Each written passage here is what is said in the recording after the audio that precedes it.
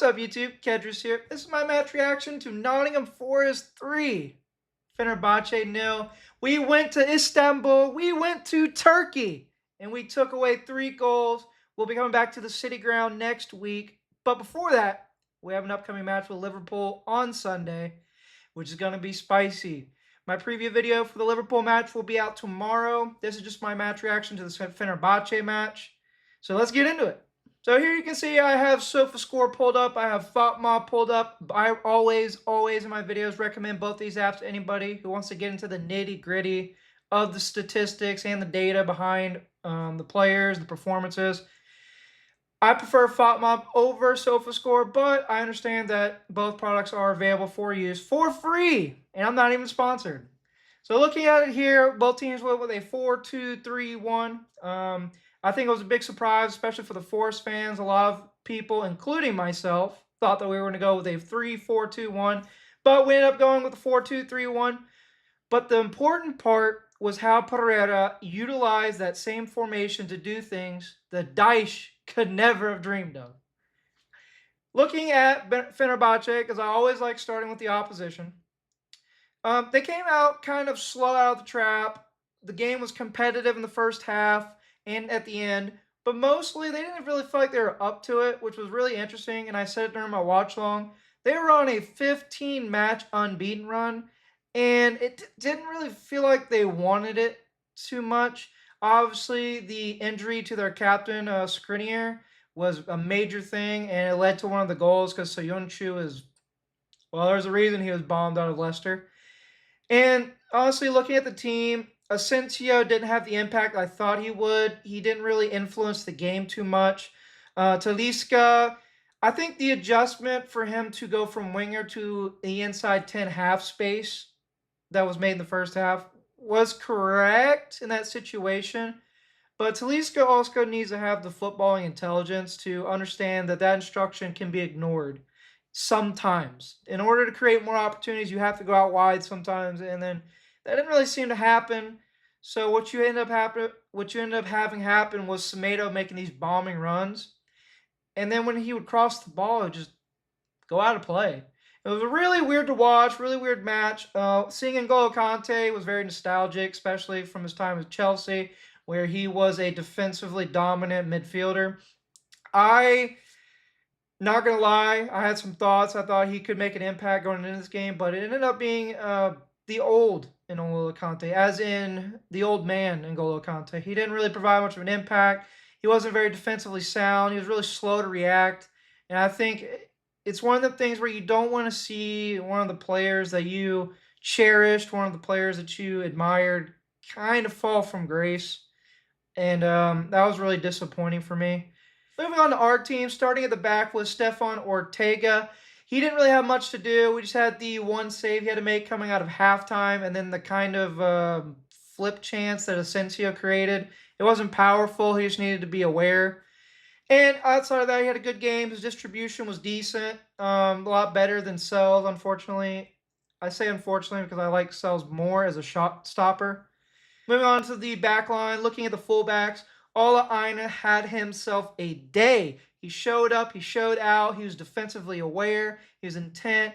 He was not asked to actually go forward that much. He was predominantly sat back in like a 3-back system where he stayed back with Milinkovic and Murillo, and it formed that 3-back partnership that I know Pereira likes in his teams, which I thought was really interesting and actually was really important because I think the one thing people don't kind of clock is that Milinkovic, his worst part of his game is 1v1 and situations that require him to have pace. And Aina solves that for him.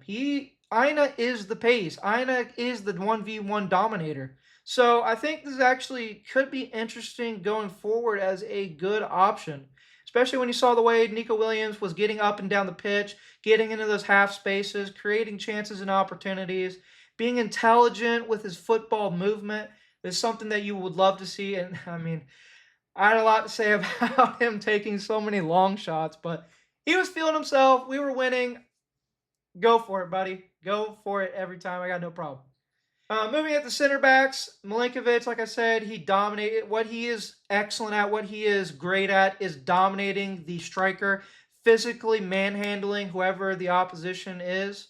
And he does that with aplomb. He did that to Sharif. He dominated him. The only way Sharif got joy was when he moved outside to the wings and when he kind of dipped in the midfield away from him. Excellent match from Milinkovic. We played to his strength, and that is why I asked to do with any manager. Murillo, wow. Wow, wow, wow, wow, wow. World-class player, defensively sound, great strength. I mean, now you adding, amazing goals in. What a player. Chelsea have been linked with him in the bid in the summer, along with Real Madrid. So I think 80 million plus for him is going to be the asking price is going to be. And he is the number one player for me that we need to hold on to. He needs to be the target, the essential keep, like Morgan Gibbs White was in the summer. I would rather sell Morgan Gibbs White and Elliot Anderson than sell Murillo. And that's not hype. I've been saying that for a while. He's just so important to us defensively and attacking wise.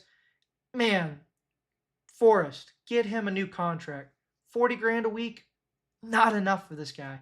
It needs to be triple. Moving into the midfield, we got Sangare, we got Anderson. Both of them had pretty good games. Sangare, his score, I think, is actually a criminal, like a crime. Like that's a class action lawsuit right there. He dominated the game. He was not on the left side. He was on the right side. He's sitting in front of Milinkovic. He was the dominator, press resistant. I think at one point he had two guys coming at him, and he just dummied them, went right between the legs and kept going.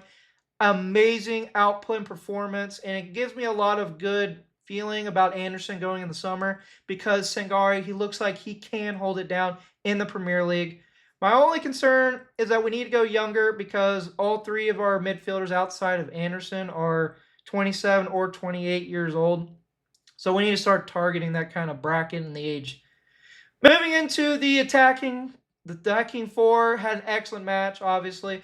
Mari Hutchinson didn't do anything to wow you, but was consistent, provided a threat the entire match, was good with the ball control, didn't lose it in dumb areas. I was impressed, and I think that he is the locked-in starter moving forward. I was kind of surprised that Bakwa didn't have a chance. Pereira seemed to give everybody, including McAtee, a chance at the end. But I would like to have seen Bakwa and how he progressed.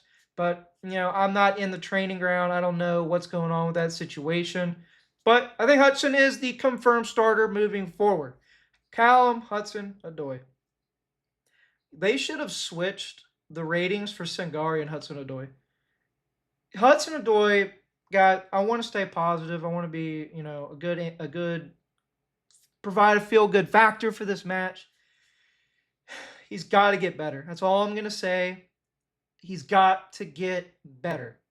Moving into the midfield, we got Morgan Gibbs White playing the 10 position. He was fantastic, picking up the half spaces, interchanging with Igor Jesus. Pereira gave him the license and freedom to move to wherever he wanted to go.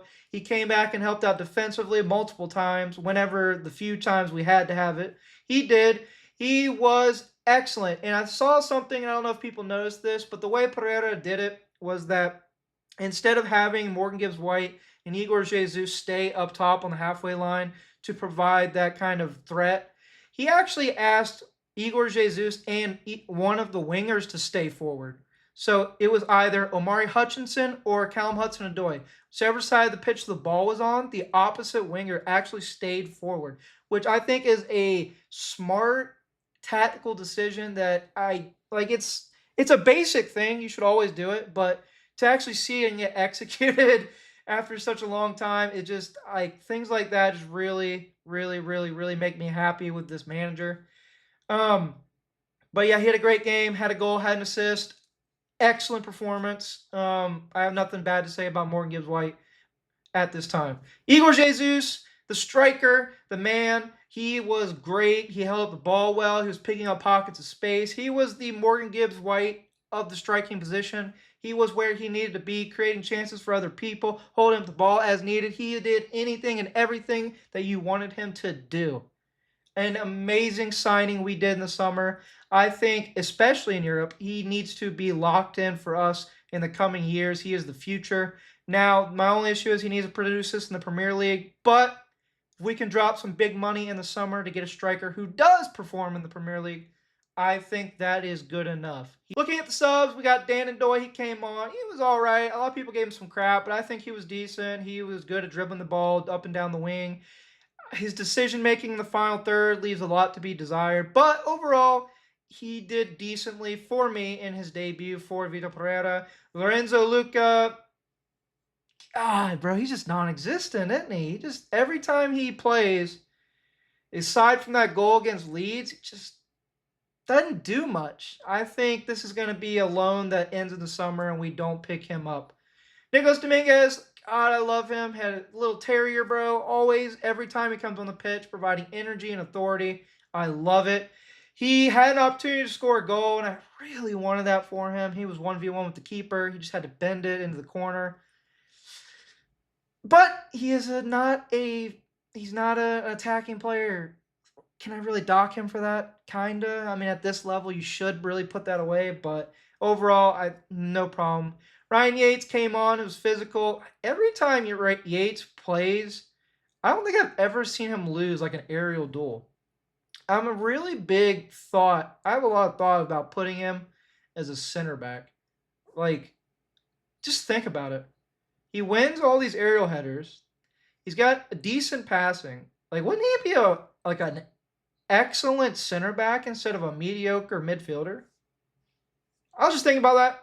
Moving on, James McAtee, kind of the odd man out. I felt bad because he had a really good run in the Europa League, and he was kind of just sidelined. Came on the last kind of 10 minutes for Callum Hudson-Odoi. He was all right. He didn't do anything wrong. He didn't put a foot wrong. He got in good spaces, created opportunities. I think especially him, the further along we get with Vitor Pereira, the more he's going to have that freedom, the more I think we're actually going to see McAtee really step into his own in a Forest shirt. Moving on to the manager, the man of the hour, Vitor Pereira. Absolute masterclass in coaching, in tactics. I love the substitutions. The timing was excellent right when we needed it, especially with the game at the weekend. The way he laid the players out, I thought was perfectly fine. The way the players moved and interchanged and attacked those half spaces that we hadn't seemed to be having for a long time. He coached what he could, and what he could coach resulted in a dominant performance in Istanbul, in Turkey, at Fenerbahçe. And I am proud of this man and what he's done. Is he the long-term answer? Guys, let's not get ahead of ourselves, okay? There's a reason he's not stayed at a job very long. I don't know if it's because of him, because of what he's done, or anything else. But at this point in time, I am not going to be the guy who jumps on the bandwagon just because we just dominated a Europa League team to say that this should be our long-term manager. I need to see more. I love the start. Love it. I need to see more. And I hope he can show us more. So that wraps up my match review of the whole thing. I hope y'all enjoyed the commentary. I got really excited there. And if y'all can, go watch my highlight video or go and look at the 2-hour watch along. We had a great time. I had a lot of fun. Some people be making jokes in the chat. And I think this was a great start for Pereira. And I'm really excited for Liverpool this weekend. You know, it's stuff like this where like a tactical mind like me can just kind of just get into the nitty gritty, break it down. That really, I've always wanted this in a manager at Forest, and we finally got it. Will he keep doing that? I don't know. Dyche was good at the start as well. But anyways, hit a like and subscribe. Leave a comment down below. Tell me what you think about this performance. Is he the guy moving forward or not? Let me know. And at the end of the day, remember this, guys. Come on, you Reds!